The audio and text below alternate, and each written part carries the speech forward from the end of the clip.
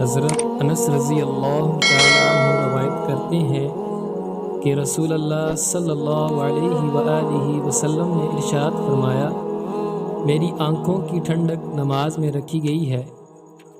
حضرت ابو امامہ رضی اللہ تعالیٰ عنہ سے روایت ہے کہ نبی کریم صلی اللہ علیہ وآلہ وسلم خیبر سے واپس تشریف لائے۔ آپ کے ساتھ 2 غلام تھے۔ حضرت علی رضی اللہ عنہ نے عرض کیا، یا رسول اللہ، ہمیں خدمت کے لیے کوئی خادم دے دیجئے۔ آپ صلی اللہ علیہ وآلہ وسلم نے ارشاد فرمایا، ان دونوں میں سے جون سا چاہو لے لو۔ انہوں نے عرض کیا، آپ ہی پسند فرما دیں۔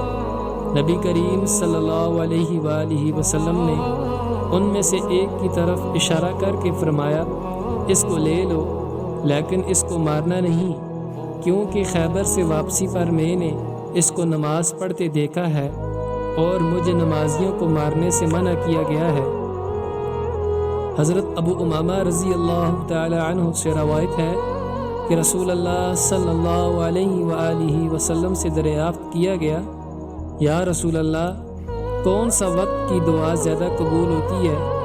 ارشاد فرمایا، رات کے آخری حصے میں اور فرض نمازوں کے بعد۔